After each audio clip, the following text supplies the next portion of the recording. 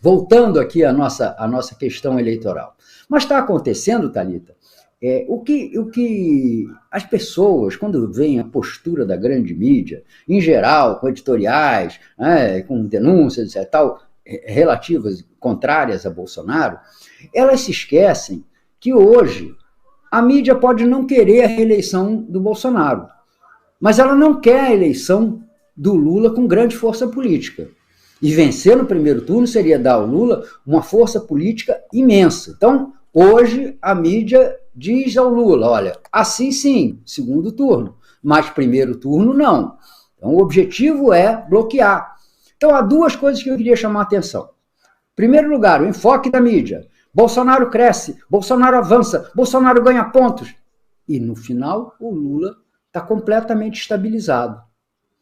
Então, é sinal de que, em algum lugar, o Lula, no mínimo, está ganhando os votos que perde em outros.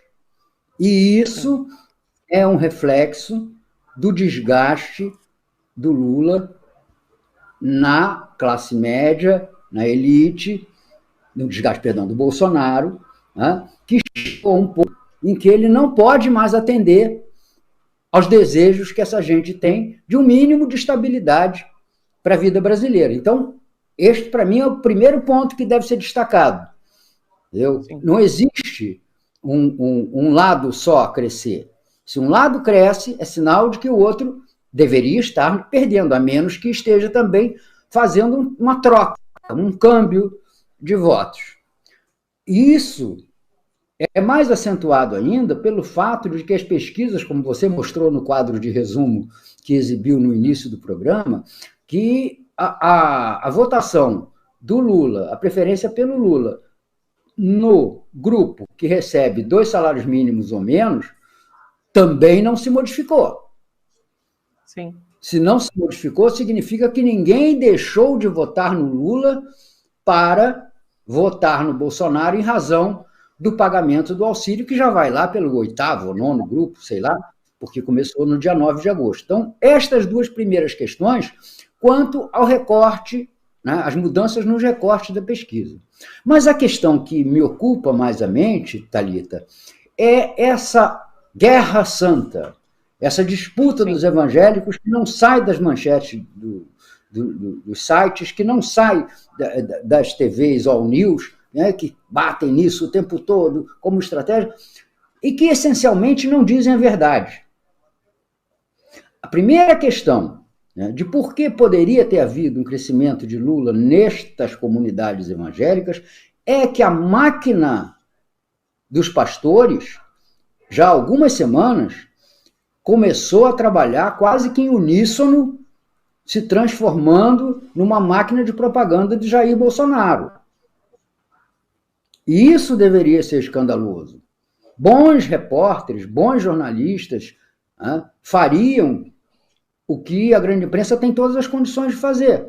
Basta verificar em quantos desses cultos dominicais está sendo reservado um espaço para propaganda eleitoral, que, vamos lembrar, é proibida por lei há muito tempo, com várias condenações já geradas nos tribunais superiores. Então, se trata de um ato ilegal, não é um preconceito. Todas as instalações que são bens públicos, e as igrejas assim são consideradas, são bens públicos, e é por isso que gozam de imunidades tributárias, não pagam IPTU e tem uma série de outras vantagens, elas não podem ser utilizadas para propaganda eleitoral. Está aí nos jornais de hoje o Cláudio Castro usando uma escola pública lá no Largo do Machado, uma bela escola, aliás, como cenário da sua propaganda eleitoral e sendo questionado judicialmente por isso. Então, esta é a razão desse eventual crescimento do Bolsonaro. E isso não vai ser combatido numa disputa para saber qual dos dois está endemoniado. O Lula pisou na bola no primeiro comício de lançamento, ao dizer que o Bolsonaro estava possuído pelo demônio. Ontem à noite ele já corrigiu. Ele já disse que o Bolsonaro está num estado de desequilíbrio, de instabilidade emocional, que é onde cabe. Agora, eu acho que isso também é para usar uma das expressões que a gente traz dos tempos antigos, sabe, Thalita? Havia uma expressão que é assim, olha, sangrar na veia da saúde, que é você atacar o adversário onde ele é muito forte, onde ele tem grande expressão. E acho que isso acontece com o Lula. Você já pensou, Thalita, se soa falso, ou soaria falso, ou seria, ao contrário, né, um momento comovente, o Lula descrever em 1 minuto todas as dificuldades da trajetória dele, desde o momento que saiu garoto, cabeçudo, como ele diz mesmo, né, e barrigudo, certamente, com lombriga lá de Caetés, um distrito lá de Garanhuns, para vir para São Paulo, para viver numa favela, para passar fome, para ter dificuldades, conseguir estudar, se tornar um operário especializado, depois um líder sindical, depois um líder político, depois um presidente da República, depois escapar de um câncer, depois de escapar dessa perseguição intensa que a Lava Jato fez para ele, mesmo ele tendo saído do poder como o presidente mais aprovado, e agora voltar e ser o favorito numa disputa presidencial. Bem, se um camarada assim não tem razão para acreditar em Deus, não sei quem vai ter. Então, ele tem um testemunho, para usar a linguagem católica e evangélica, ele tem um testemunho de vida que é o elemento mais forte que ele pode usar. Então, ele não precisa discutir isso. Basta ele colocar isso em cima da mesa e dizer, olha, eu posso não crer, eu posso não ser grato. Então, eu acho que estão sangrando a veia da saúde do Lula. Se não tiver um gênio da lâmpada na campanha do PT, que comece a inventar explicações sociológicas e vamos discutir se é ou não é heresia, se é ou não é uma expressão farisaica, o que Bolsonaro faz, não tem que mexer com isso. Basta a vida do Lula para derrubar essa história.